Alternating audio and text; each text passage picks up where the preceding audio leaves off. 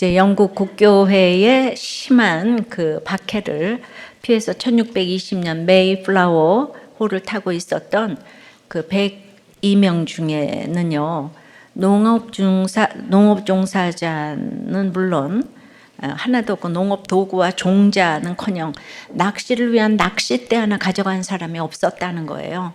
그래서 그들이 이제 도착한 후에 인디안들이 농사를 가르쳐 주어서 이제 굶어 죽지 않도록 도와주지 않았다면 다 죽었을 거라고 얘기를 합니다. 그래서 이제 인디안들을 초청해서 여러 가지 이제 곡식과 야생 무슨 이런 사슴을 잡아서 축제를 했는데, 이것이 미국의 최초의 추수감사절의 유래가 됐습니다. 그런데 50년도 지나지 않아서 여기에 이주한 정착민들이 똑똑하잖아요. 영국에 이렇게 해서 온 사람들이라서.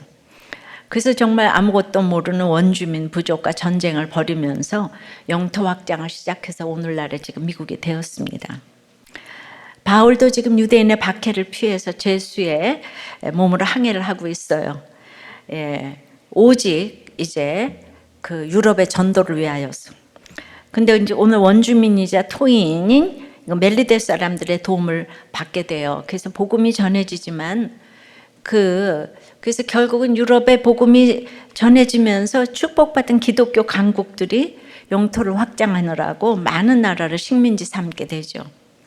피난처를 찾아 이력 편주에 몸을 싣고 떠났지만은 진정한 피난처는 이 세상에 없는 거를 보여주는 것 같아요. 그래서 성령의 피난처를 찾으셔야 합니다. 오늘은 성령의 피난처를 다들 찾으시기를 주의 이름으로 축복합니다. 성령의 피난처는 첫째로 우리가 있는 것입니다. 1절입니다. 우리가 구조된 후에 안즉 그 섬은 멜리데라 하더라. 하나님의 음성에 민감하게 서 있었기 때문에 풍랑 중에도 음성을 들었고 말씀을 증거했고 한 명도 잃지 않고 다 살려냈습니다. 누구도 인생은 표류하는 인생이지만 하나님 우리 모두 구조하시고 상륙하게 하실 줄 믿습니다. 오늘 여러분들 어떤 광풍을 만나서 인생을 돌고 돌아서 이 자리에 앉아 계신가요? 이제 사도행전 마지막 장이에요. 근데 그 28장 처음으로 시작하는 말이 우리가로 시작을 하죠. 내가 앉은 이 예배당 플라스틱 의자 바로 이 자리에 앉아 있는 것은 결코 우연이 아닙니다. 이곳이 바로 피난처이고 이곳에서 나 혼자였던 인생이 바로 우리가 되는 줄 믿습니다. 저는 제 인생을 제가 하려고 했죠. 근데 구조가 되는 것 같았어요. 제 힘으로 자꾸 올라가는 줄 알았죠. 다시 한번 생각해봐도 어찌 그렇게 이제 고등학교 시절에 피아노 레슨을 해서 용돈을 벌었을까요? 그리고 어떻게 대학교는 또 갔을까요? 저는 인간 승리를 외치지도 않았는데 그냥 돈이 없으니까 참 돈이 없는 것이 최고의 교육 같아요. 인생이 그냥 간절했던 것 같아요. 그 간절함을 가지고 평범하게 교회에서 이제 이렇게 목장 모임하면서 살았다면 지금 참 평범하게 살았을 터인데요. 또 그 간절함을 가지고 공부도 좀 많이 했으면 좋았겠지만은 어쨌든 중고등학교 대학교를 입시 지옥을 보냈으니까 놀아본 적도 사실 없어요. 그런데 부모님의 뒷바라지로 한 게 아니라 제가 아르바이트를 하면서 공부를 하니까 아주 절대치의 시간이 없는 거예요. 그래서 워낙 제가 공부를 한 게 별로 없어서 모든 것이 이제 겉핥기라 제가 깊은 실력이 없어요. 그러니까 시간이 많이 주어졌다면은 영어를 열심히 했다면 지금 영어 설교를 해서 쓰임을 받을 텐데요. 그것이 아쉽습니다. 그럼에도 불구하고 장학금도 받고 학교도 잘 가고 소위 결혼도 잘했다고 했죠. 그러나 지나고 보니까 공부하는 목적도, 피아노 치는 목적도, 결혼하는 목적도 없이 하루하루 살면서 무언가 쌓여가지만 이렇게 모든 것이 허무하게 느껴질 때가 있었죠. 그것이 무엇인지는 몰랐지만 허무의 실체를 알게 하시고자 주님은 저에게 너무도 큰 광풍을 허락하셨어요. 열심히만 살면 되는 줄 알았는데 그 모든 것이 하나도 쓸모가 없는 인생이 시작된 것이에요. 내 피난처라고 생각할 많은 것들을 저에게 쌓게 하셨지만은 그것이 하나도 피난처가 되지 않는다는 것을 알게 하셨기 때문에 제가 지금 이 길을 갈 수가 있는 것이죠. 아마도 그 아무것도 가지지 못해 봤다면 저는 남편이 가고 이렇게 사명의 길을 못 왔을 거예요. 그것도 제가 깨달았다기보다 그 모든 것을 가지고 저는 지옥을 살아봤잖아요. 평생 교회를 다녔어도 저에게는 우리가 없었어요. 그것이 얼마나 교만한 것인지도 모르고 그냥 혼자 학교 가고 교회 가고 또 반주하면 돈 주니까 가고 설교는 들리지도 않았고 누구와도 말하는 시간을 너무 아깝게 여기고 그냥 혼자 바빠요. 바쁘다가 결혼했는데 너무 힘들어서 딱 죽고 싶은데 그 솔직하게 말할 우리가 없는 거예요, 저한테. 근데 사도행전 마지막 처음이 우리로 시작하는 것은 아주 의미 있는 메시지라고 생각을 하는데요. 결국 저는 4대째 모태신앙에 교회에서 살았지만은 성령의 구조를 받지 못했기 때문에 이 우리가 없었던 것이 가장 핵심이라고 생각을 합니다. 혼자서 잘 사는 것 같아도 어렸을 때부터 이렇게 사랑을 받지 못해서 내 자신을 사랑하기가 너무 어려운 거예요. 그래서 어떤 광풍도 광풍이 문제가 아니라 우리가 없는 것이 광풍인 거예요. 동창 고향친과 아무리 만나도 성령 안에서 만난 우리가 있어야 진짜 구조를 받은 것입니다. 그 우리가 있다면 그곳이 바로 멜리데인 피난처가 되는 줄 믿습니다. 자, 성령의 피난처는 우리가 있는 거예요. 두 번째는 특별한 동정을 알게 하세요. 2절이에요. 비가 오고 날이 참에 원주민들이 우리에게 특별한 동정을 하여 불을 피워 우리를 다 영접하더라. 겨우겨우 구조가 되어서 구조된 후 그곳이 피난처라는 것을 알았습니다. 그런데 여전히 창밖에는 비 오고요, 바람 불고요. 여전히 비가 오고 날이 찹니다. 짠 하고 모든 것이 해결되는 것이 아니에요. 지중해는 바람이 너무 거세기 때문에 겨울에 항해를 할 수가 없다 그랬잖아요. 근데 이들이 14일 동안 그렇게 광풍도 광풍이지만 그것이 여름이었으면 그래도 시원하기라도 했을 건데 그 겨울에 이렇게 보름을 이리저리 쫓긴 것을 생각하면 이건 죽음에 이르는 광풍이지요. 그죠? 예. 근데 그 광풍 속에 도착한 멜리데가 아직 겨울인 거예요. 마찬가지로 나의 피난처 대신 예수께 내가 피했는데 아직 겨울인 거예요. 내 마음도 얼어있고 상대방의 마음도 다 얼어있어요. 그러하기에 이 꽁꽁 얼어붙은 우리의 마음을 녹이기 위해서 우리는 불을 피워야 되는 거예요. 예수 믿어도 우리 미움, 분노, 상처, 실패 그걸로 얼어있는 마음이 풀리려면 시간이 걸린다고요. 그래서 옆에서 누가 불 피워줘야 돼요. 그러니까 우리가 불을 피워야 되는 거죠.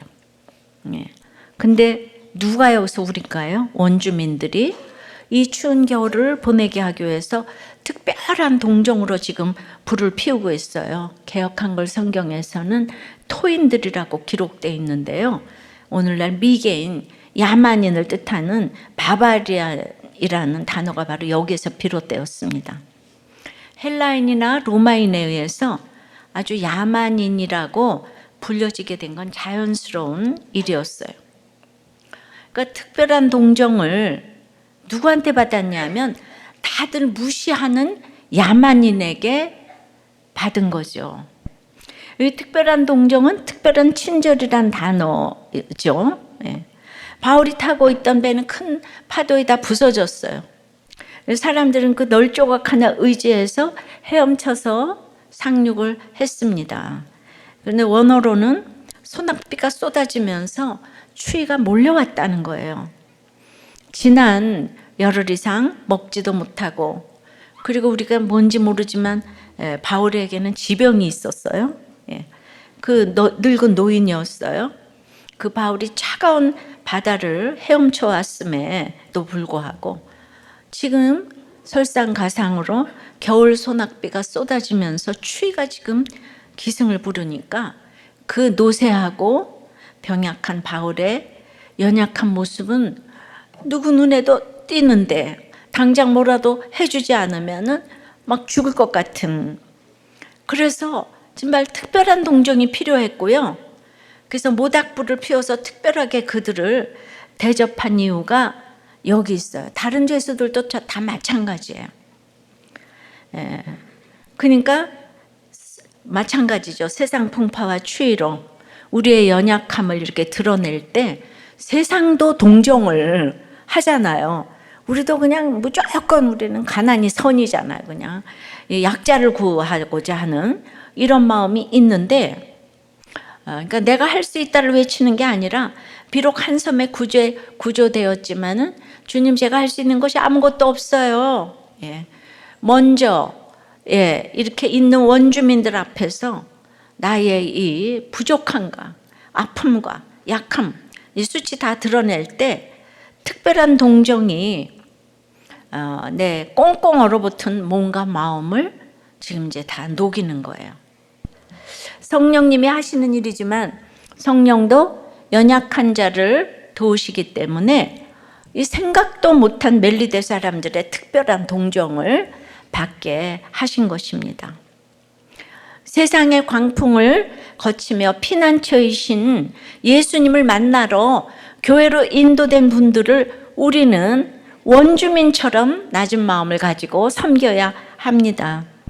특별한 동정을 하여 그들의 차가운 몸과 마음을 따뜻하게 녹일 수 있는 이런 불을 피워줘야 하겠습니다. 이 불은 때로는 따뜻한 말 한마디가 될 수 있겠고, 또 따뜻한 얼굴로 하는 인사가 될 수 있겠고요. 따뜻한 주차 안내가 될 수 있겠어요. 따뜻한 주차 안내, 냉정한 주차 안내 말고 따뜻한 주차 안내가 될 수 있겠고, 따뜻한 밥 한 끼가 될 수 있겠죠. 가장 중요한 것은 말씀의 불을 지펴 그 영혼을 녹이는 것이겠죠. 그러기 위해서 기도의 불로 그 영혼의 구원을 위해 간구해야 하겠죠. 우리 목장 편성을 하는데 항상 이렇게 팔짱 끼고 있는 목자님이 계셔서 저분은 목장을 대충 하겠지 했더니만 딱 그냥 잘 되어 가냐고 물으니까 잘 나오시는 분들은 딴 데로 보내고 안 되는 사람들은 딴 데 보내면 안 되니까 제가 그냥 계속 이렇게 이제 데리고 있을 거라고. 4년도 5년도. 그래서 이 초호님이 뜨거운 충격을 받았다고 하는데 저는 이런 말이 불 피우는 따뜻한 말이 아닐까 싶어요. 뭐 믿음이 있는 사람들은 딴 데 보내고, 좀 이제 부족한 사람들은 내가 끝까지. 제가 제 인생의 주인이라 하며 내 능력으로 살아갈 때는 하나님의 특별한 동정이 저에게 없었지요. 제 인간적인 노력이 다 실패하고 그저 주님께 불쌍히 여겨달라고 나아가니까 하나님의 특별한 동정이 저에게 임해서 제 마음을 녹이고 저를 살리셨습니다. 누가 나를 녹여서가 아니라요, 제가 이렇게 차가운 얼음 같은 마음으로 갇혀 있으니까 지옥이 따로 없는 거예요. 그런데 이제 갇혀 있다 보니까 이게 하나님의 특별한 동정이구나. 아무것도 할 수 없으니까 하늘이 열리고 하나님의 모습을 보이셨어요. 그 삼위 하나님이 의논하셔서 저한테 찾아오시니까 진리의 성령님이 히브리서 4장 12절 말씀처럼 하나님의 말씀은 살았고 활력이 있어 좌우에 날선 어떤 곰보다도 예리하여 혼과 영과 및 관절과 골수를 찔러 쪼개기까지 하며 또 마음의 생각과 뜻을 판단하나니처럼 하나님의 모습을 보이니까 진리의 성령님이 말씀으로 찾아오시니까 말씀이 들리니까 내 자신의 모습이 이제 드러났어요. 그것이 하늘이 열리는 거예요.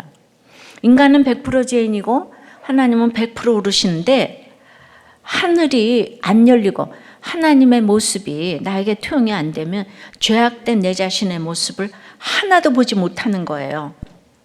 인정받고 박수 받을 때는 자기가 죄인인지 몰라요. 학교 다니면 너무 바쁘고 늘 칭찬받고 인정받으니까 저의 죄를 볼 시간이 언제 있겠어요. 너무 바빠서 죄를 생각할 겨를이 없는데 학교마다 또 다 붙는 거잖아요. 그죠? 그러니까 사로잡혀 있으니까. 그런데 갑자기 할 일 없이 결혼을 하고 딱 갇혀 있게 되니까, 그 다음에 이해할 수 없는, 갇혀 있음이 오래 계속되니까 드디어 내 자신의 모습을 직면하게 된 거죠. 그러니까 갇혀 있으니까 인간의 본능이 나오는 거예요. 내가 얼마나 악하고 음란한지를 보게 되었지요. 힘들게 하는 사람 다 미워하고 분노하고 나를 외롭게 하니까 내가 다른 남자 만났다면 내가 얼마나 좋았을까 하며 음란하고 제가 선한 것이 하나도 없는 거예요. 환경이 열려서 착한 것이지 환경이 막히니까 인간의 본능이 다 나오는 거예요. 하루 종일 아무것도 못하게 하고 하니까 악밖에 나오는 게 없는 거죠. 저는 요셉과라 모범생과이기 때문에 성경에 창기하고 놀아난 유다는 나하고 상관도 없다고 있는 줄도 몰랐는데, 이렇게 갇혀있게 되니까 은혜 받으려고가 아니고 죽지 않고 살려고 성경을 보게 되니까 시아버지와 며느리가 동침해서 예수님의 직계조상이 되었다는 유다 얘기가 이해가 딱 되는 거예요. 내가 힘드니까 땅끝까지 내려가게 되니까 그냥 유다가 그냥 딱 이해가 되니까 다른 사람의 아픔이 이해가 되는 거예요. 그러니까 제가 우리 집이 망하지 않았으면 나는 1000% 이혼을 했을 것이고, 그 다음에 뭐 이런저런 다 내 얘기도 들리는 거예요. 그러니까 내가 믿음이 좋아서 여기 있는 게 아니고 갈 데가 없으니까 있고, 그냥 다. 그러니까 참 이혼할 때는 진짜 돈이 없는 게 축복이에요. 그 돈이 있는 게 하나도 좋은 게 아니에요. 부부는 그냥 살아야 되는데 한쪽에 돈이 많아 놓으면은 이제 서로가 또 능력이 있으면은 가정을 지키지 않으려고 그러잖아요. 그러니까 내가 이제 그러니까 햇빛에 쫙 드러나니까 내 모습이 다 보이는데 어두운 데 있을 때는 이 세상이 어둡잖아요.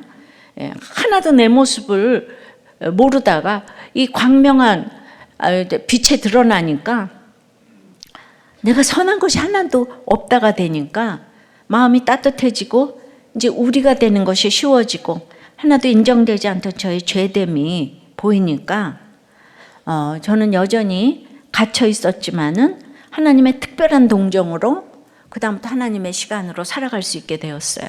제가 구원되었어요. 즉 구조되었잖아요. 그러니까 제가 살아나니까 이 구조를 알리고 싶었습니다.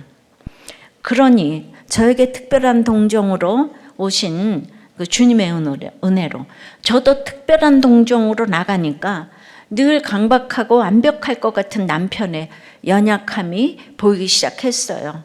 그렇게 특별한 동정으로 한 말씀씩 그날 말씀으로 적용을 하니까 나를 죽고 싶게 한 남편을 위해 정말 특별한 동정으로 피난처 되시는 주님 앞에 같이 나가고자 생명을 내놓고 기도하고 적용을 하기 시작했습니다. 적용 질문을 드릴게요. 이 갇혀 있음이 하나님의 특별한 동정임이 믿어지십니까? 이 특별한 동정, 줄이면 특정. 특정으로 누구에게 나가시겠습니까? 그것은 구원을 위해 생활 전반에서나 목장에서나 따뜻한 언어로, 따뜻한 모습으로, 따뜻한 대접으로 불을 피우는 것이 따뜻하게 하는 게 딴 게 아니고요. 내가 죄인임을 알아야 따뜻한 말이 나가요. 죄인임을 모르는 말은 굉장히 얄팍한 위로밖에 안 돼요. 그러니까 하늘이 열리고 하나님의 모습을 보인다는 것은 내 죄가 보이는 거예요. 갇혀 있으니까 보였어요. 그 전에 전혀 안 보였어요. 맨날 난 착하고 공부 잘하고 예의 바르고 이거밖에 몰랐어요. 딱 들어가니까 그 인생에 100% 인생이 악하고 음란하고 악하다고 그게 그냥 딱 보였어요. 그러니까 한꺼번에 다 깨닫지는 못해도 내가 깨달은 것만큼 천국 가는 그날까지 저는 깨달을 게 있을 거예요. 근데 처음부터 다 깨달았으면 아마 죽었을 것 같아. 죄가 너무 많아가지고. 그러니까 알맞게 하지만 천국 가는 그날까지 그 죄를 모를 때하고는 차원이 다르지만 이렇게 회개할 것이 계속 있어서 한 번 회개했으면 됐지 무슨 회개를 하냐. 이거는 구원판 아는 얘기고 이단이나 하는 얘기예요. 이미 이루어졌지만 아직 이루어지지 않은 구원 때문에 우리는 또 회개하고 가야 합니다. 그래서 성령의 피난처는 우리가 있고 특별한 동정이 있어요. 그렇게 되면 성령의 피난처 세 번째는 다 영접을 합니다. 비가 오고 날이 참에 원주민들이 우리에게 특별한 동정을 하여 불을 피워 우리를 다 같이 다 영접하더라. 목장에서 이 따뜻한 불을 피우고 특별한 동정으로 영접하면 영적으로도 주님을 영접하기가 쉬워지는 거예요. 그러니까 따뜻한 대접을 하게 되면 주님을 만나기가 쉬워진다 이거죠. 영접으로 쓰인 단어 프로스로 안바노는 원래 자기 편으로 끌어들이다는 뜻이에요. 원주민들의 영접이 얼마나 특별했으면 그들이 처음 보는 276명을 마치 자기 편인 듯 자기들의 일부인 듯 그렇게 대접했다는 거예요. 우리 목장에서 새 가족들을 마치 내 편인 듯 일부인 듯 그렇게 대접해 주실 줄 믿습니다. 마치 이전에 하나님을 떠난 죄인들이 그리스도를 통한 복음의 힘에 의해 다시 하나님께로 돌아오면 하나님께서 그 죄인들을 그냥 그 자기 편인 듯 받아들이시는 것과 같은 모습을 연상시킨다는 것이죠. 정말 하나님 떠난 죄인들이 다시 돌아왔는데 하나님이 자기 편으로 받아들이신다는 거예요. 특별한 동정으로 생명을 내놓고 기도하니까 이제 예수님 편으로 또 이제 확실히 끌어들일 수 있는 날이 이렇게 오게 되는 거예요. 멜리데 사람들이 영접하듯이 이 날들을 위해 특별한 동정을 해서 남편을 결국 사단에게 빼앗기지 않고 피난처 되시는 예수님을 영접하는 날이 왔습니다. 죽음이란 추위 앞에서는 그 전문 지식, 많던 재물 어떤 것도 필요가 없어요. 그 추위를 녹여줄 것은 오직 그 죽음을 이기신 예수 그리스도 한 분뿐이셨습니다. 십자가는 지혜고 지혜는 타이밍이라고 하셨는데 날마다 십자가를 지는 마음으로 구원을 향해 나아가니까 남편의 구원이 이루어졌어요. 저는 여러분이 어떤 본문으로도 자기 간증을 할 수 있어야 한다고 생각해서 오늘 이 본문으로 제가 지금 간증을 하는 거예요. 사모님, 원장님이 너무 이상하세요. 퇴근한다고 나가시다가 다시 들어오시더니 지금 누워 계세요. 혈압도 자꾸 떨어지시고 사모님이 와보셔야 할 것 같아요. 별일 아닐 거라 생각하면서 병원으로 달려갔습니다. 인삼차 먹은 거 잘못됐다고 그랬는데 그냥 그렇게 집에 있으라던 남편은 저를 보자마자 손을 붙잡고 기도해달라고 했습니다. 칼날에 물방울 같은 훈련을 하던 저는 크지도 작지도 않은 목소리로 기도를 했어요. 크면 왜 크냐 그러고 작으면 안 들리니까. 그렇게 기도를 하고 근데 자꾸 혈압이 떨어집니다. 밤중 12시에 대학병원으로 옮겼어요. 근데 청천벽력 같은 소리를 들었습니다. 간동맥이 파열이 됐다는 거예요. 왜 파열이 됩니까? 간암 말기라 저절로 파열이 됐다는 거예요. 우리 병원은 간기능 지정병원이었는데 우리 집안에서 간으로 아픈 사람은 한 사람도 없었어요. 우리 남편은 완전주의가 있어서 자기는 대민봉사를 해야 되니까 본인은 꼬박꼬박 간기능 검사를 했습니다. 이상이 없었어요. 그러므로 인간의 생사화복은 의사가 아니라 하나님께서 쥐고 계시다는 것을 아셔야 합니다. 저는 눈물을 흘리며 중환자실로 들어와서 남편에게 당신 회개하고 예수 믿고 천국 가지 않으면 나는 아이들을 데리고 키우고 살 소망이 없다. 그랬더니 남편이 사람이 한 번 죽는 건 정한 이치인데 왜 이렇게 울고 난리를 치는 거냐고. 이제 봤더니 예수 못 믿었네. 그러더니 그때부터 이제 인생의 목적이 꼭 저인 것처럼 저에게 여러 가지를 막 가르쳐 줍니다. 경제권을 일절 주지 않았던 남편이 뭐 이건 저기 있고 저건 여기 있고 하면서 막 유언을 하는 거예요. 식구들은 저를 불러내서 철이 없고 경솔해도 분수가 있지 왜 병명을 얘기해서 살 소망을 끊느냐고 했습니다. 우리 베드로전서 3장에 너희 속에 있는 소망에 관한 이유를 묻는 자에게는 대답할 것을 항상 준비하되 온유와 두려움으로 하고 선한 양심을 가지라고 했는데, 저는 구원 때문에 생명을 내놓고 기도했기 때문에 소망에 관한 이유가 너무 뚜렷했잖아요. 그래서 저는 난 남편의 구원을 위해서 생명을 내놓고 기도했으니 이제 구원이 안 되면 누가 책임지실 것인가, 그리고 누가 나보다 남편을 더 사랑하는가 하면서 이제 그날의 중환자실의 장면을 이제 생각해 봤어요. 옆에는 돌쟁이가 있고 옆에는 이제 한갑이 넘은 노인이 오늘 내일 하는데, 정말 그날 밤의 중환자실의 장면은 아무도 구원에 대해서 관심이 없었어요. 그냥 밖에도 다 와서 참 구원이 액세서리인 것 같아요. 저는 다시 남편에게 들어가서 이제 막 울고 기도를 하니까 남편이 드디어 하나님 용서해 주세요 그러는 거예요. 근데 저는 성령께서 함께 하시는 회개를 해보았기 때문에 남편이 하는 회개가 입으로만 하는 회개처럼 와서 닿질 않았어요. 그런데 남편은 또 의사 간호사가 오면 이 사람이 몸이 약하다, 여기 중환자실에서 나가게 해달라. 제가 계속 또 있으니까 그 다음엔 또 이 사람 다리가 아프다, 의자를 갖다 주라. 제 걱정을 계속 하는 거예요. 야곱이 야복나루터에서 씨름을 하던 영과 육의 대화를 이렇게 했습니다. 드디어 남편은 목사님 안 오시냐고 했어요. 그래서 오늘 주일이라서 사부 예배 끝나고 모시겠다고 했죠. 그랬더니 30분 후에 또 목사님 안 오시냐고 하는 거예요. 저는 성령님이 예배 끝나기 전에 데려가실지도 모른다는 마음을 주셔서 급히 전화를 드리러 갔습니다. 주일이니까 오실 수가 없었던 담임 목사님은 부목사님을 보내셨어요. 전혀 알지도 못하는 나이 어린 부목사님.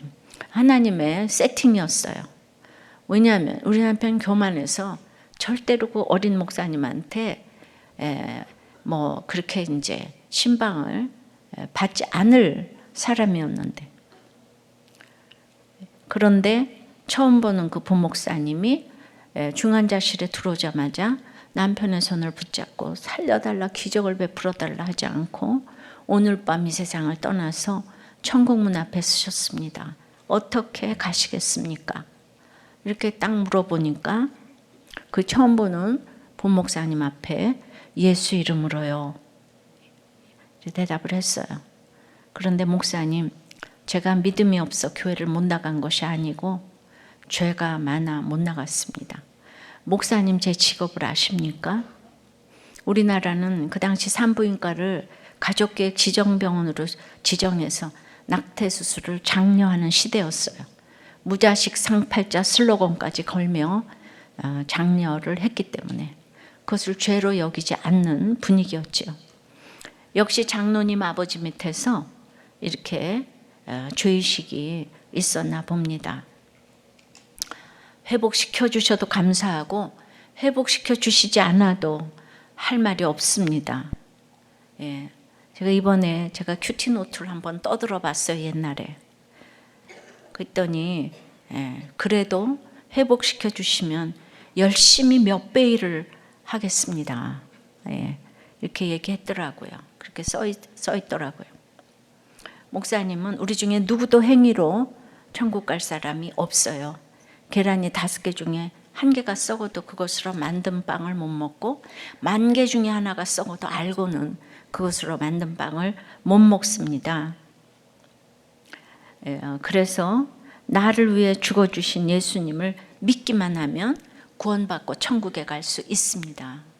이 주님을 믿으십니까? 고개를 끄덕거리고 목사님을 따라서 산소호흡기, 수혈, 십자가에 달린 것 같이 숨을 헐떡이던 우리 남편은 영접 기도를 우리 모두 보는 데서 따라 했어요. 주 예수님, 저는 죄인입니다. 세상의 주인이었습니다. 이제 나를 위해 죽어주신 주님을 제 인생의 구주로 영접합니다. 그리고 부활하신 주님을 믿습니다. 연약한 인생입니다. 천국 가는 그 시간까지 인도해 주시옵소서. 구원이 일어나는 역사적인 순간이었어요. 그리고 돌아가면서 구체적으로 저한테 예수 믿는데 너무 힘들게 했다고, 용서하라고, 이렇게 구체적으로 회개를 했습니다. 그리고 또 부부싸움은 칼로 물베기 아니냐, 이것도 하나 넣었어요. 그리고 이제 우리 아버지한테는 아들 없는 집에 와서 아들 노릇 못했다고, 또 이제 다른 식구들한테는 미워서 비판한 게 아니고 사랑해서 비판을 했다고, 용서하라고 제 골고루 구체적인 회개를 했습니다. 제가 그 전날 에스겔 18장 1절부터 이제 큐티한 내용을, 그 전날의 큐티한 내용을 제가 이렇게 떠들어 좀 보았어요. 제가 일부분만 그 전날 어떤 큐티를 했는지 여러분들한테 좀 읽어드릴게요. 의인의 아들이라도 죄를 범하면 죽고 죄인의 아들이라도 의를 행하면 살리라 하신다. 당하는 것이 축복이라고 너무나 부르짖고 에스겔에서 매일매일 들으니 이렇게 말씀대로 당한다. 당하게 해주시옵소서 해도 당할 때는 눈물이 나고, 또 매일 당해서 울고, 또 승리해서 울고, 간증하며 울고, 기뻐서 울고, 밤낮 애통한 삶을 살게 해주시니 감사합니다. 하나님 나라를 이루지 않으면 어찌 사모할 수 있겠사옵나이까. 얼마나 그 옛날에도 정확한 말씀으로 사랑은 율법의 완성이란 말을 잘 나타내고 계신지, 하나님은 사랑이시다. 넘치는 사랑이시다. 어저께는 비유로, 오늘은 속담으로 매일매일 방법을 달리하여 깨우치고 계시다. 어떻게 우리가 돌아올까를 너무나 궁리를 하시며 기다리고 계신다. 어제 구역 예배 때 너무나 뜨겁게 예배를 드렸다. 아침에는 큐티하면서 울며 기도를 했다. 이것이 어찌 기쁨이 아니겠는가. 정말 하나님께서 이때 데려가시기를 원한다. 이 세상에는 미련이 없다. 유혹 덩어리 육신을 입고 삶으로 끝까지 믿음을 지킬 것인가가 명제이기 때문이다. 내가 가는 길 주께서 아시리니 모든 것을 주께 맡기나이다. 이렇게 큐티 노트에 써놓았더라고요. 그 당시 일주일 전에 그 샴푸를 뿌리는 사건이 있었고, 우리 남편이 술 주사가 있어서 유리 탁자를 막 깬 날도 있었어요. 그러니까 날이 새기 직전에 가장 칠흑 같은 사건들이 그때 이제 막 일어났는데, 제가 생명을 내놓았기 때문에 저는 여전히 이렇게 큐티를 하고 나를 데려가시고 남편을 구원하라고 그랬는데, 다음날 남편을 구원하시고 데려간 거예요. 여러분, 십자가의 지혜와 타이밍인 것을 너무 잘 아시겠죠? 그러니까 남편이 쓰러지자마자 저는 구원부터 생각나게 하신 거예요. 제가 할 일을 너무 잘 알게 하신 것이죠. 남편은 구원받은 후에 특별한 동정으로 빨리 우리 병원에 가서 기름값 주고 병원 생활비 주고 자기 입원비도 가져오라고, 그리고 옥상에 고추 말린 것 거두라고. 우린 산부인과에서 밥 해주잖아요. 자기는 12시가 되면 수혈과 산소호흡기를 빼겠다고 했어요. 지금 생각하면 정말 구원받지 않았다면 이런 구체적인 일상의 지시를 저는 도저히 할 수가 없다고 생각을 합니다. 저도 그가 구원받았기 때문에 그 명령을 들었습니다. 우리 병원에 가보니 모든 것이 갈 준비를 다 한 사람처럼 정리가 딱 되어 있었어요. 이 마지막 명령을 듣고 돌아오니까 남편은 저에게 너무 잘했다고, 그렇게 큰 일은 작은 일부터 하는 거라고 그 숨을 헐떡이면서 그 칭찬을 한 서너 번이나 해주었어요. 정말 잘했다고. 그리고 정말 마지막으로 자신의 장례를 치러야 하는 저에게 너무나 미안해하면서 사무장과 같이 간호사들의 추석 휴가를 다 반납시키고 잘 치를 수 있다고 정말 그 천국에 가는 사람의 평안을 보여주었습니다. 저에게 우리가 되어서 특별한 동정을 하며 정말 피난처를 만나 좋은 곳에 가는 사람의 모습을 보여주었습니다. 저는 그 마지막 남편의 모습을 생각할 때마다 입이 10개라도 할 말이 없는 거예요. 사람이 죽을 때는 진심이 나오는 거잖아요. 근데 그는 정말 쓰러지고 나서 오직 제 걱정만 했어요. 제가 자신의 그 장례식을 치를 것까지 지시하면서 걱정하면서 그렇게 이제 피난처로 소풍 가는 것처럼 떠났는데, 저는 그를 위해 생명까지 내놓고 기도한다는 소위 믿음이 있는 사람이잖아요. 그리고 우리 남편은 믿음이 아주 없는 사람이잖아요. 그런데 저는 그렇게 구원까지 받고 저만 생각하는 그 남편과 이혼을 하겠다고 또 자살기도까지 했는데, 제가 그 사람에 대해서 아는 것이 얼마나 얄팍한 것입니까? 정말 확실히 끝에 돈이 있다고 했는데 어떻게 이렇게 남편이 구원받았나 생각을 해보니, 남편은 개업 당시에 그 통장의 전 재산, 정말 그 쬐끄만 아파트 하나 값이, 그걸로 힘들다는 형님께 그냥 아주 그냥 1원도 안 남기고 빌려드리는 그 따라가지 못할 적용을 했었어요. 자기는 의사라 공부시켜준 것만도 감사하고 얼마든지 자기는 벌 수 있다고. 그래서 제가 정말 남편한테 보고 배운 게 너무 많은 것 같아요. 이 목회를 하는 거니 모두 남편이 저 때문에 수고하고 그리고 모든 것들 이렇게 배워줬다고 생각을 합니다. 그 사람의 사랑을 저는 도저히 따라가지 못한다고 생각해서 그때 그 모습으로 회개하는 마음으로 평생을 살아도 제가 따라가지를 못하는 게 있는 거예요. 그러니까 주님을 만나니까 이런 것들이 이렇게 깨달아지는 거예요. 그래서 회개하는 마음으로 저는 그거 회복시켜 주시면 몇 배 일을 하겠다고 한 것을 기억해서 이렇게 지금 여기까지 왔습니다. 제 남편이 이렇게 구원받고 갔다면 저는 어떤 사람도 구원받을 수 있다고 생각을 해요. 그리고 이 남편 때문에 저는 믿음과 성품을 확실히 구별하게 되었어요. 그러니까 이 세상에 못 고칠 사람이 없는 거예요. 누구도 기도하면 그것 자체가 응답인 줄 믿습니다. 우리 정말 사랑하는 제 동창이 개척부터 나오지만 그 사람이 서울대학 나와서 정말 좋은 회사 가고 그랬는데 지금까지 목장에 안 들어가시고 양육을 안 받으세요. 너무 성품이 좋으세요.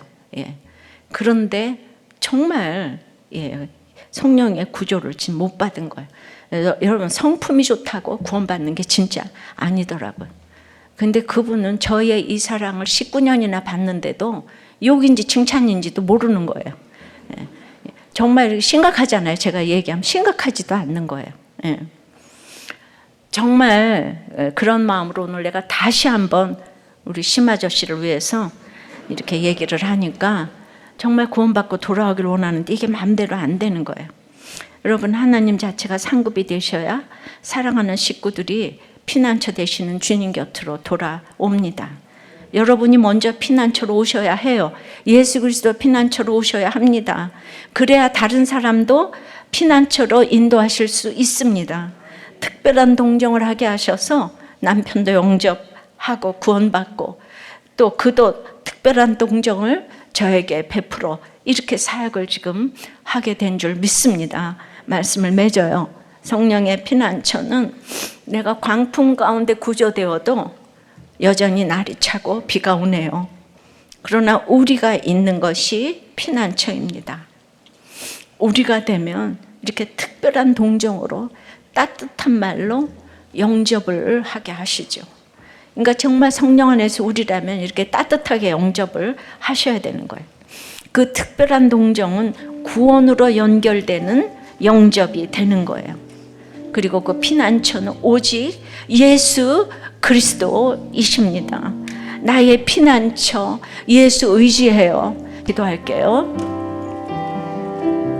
아버지 하나님, 예수를 그렇게 믿고 가는데도 제가 얼마나 교만한지 전혀 보지 못했습니다. 환경이 열려 있어서 착하고 공부 잘하고 죄를 볼 수가 없는 구조 속에 있었는데 이제 갇혀 있게 되니 하늘이 열리고 하나님의 모습을 보이시니 이 환경이 갇혀 있음, 이것이 특별한 동정이 되어서 정말 진리의 성령님이 찾아오셔서 제가 다른 사람과 전혀 다름없는 악하고 음란한 인생인 것을 보게 되었습니다. 그렇게 제 인생이 얼마나 누추함을 보게 되니 정말 천국이 임했어요.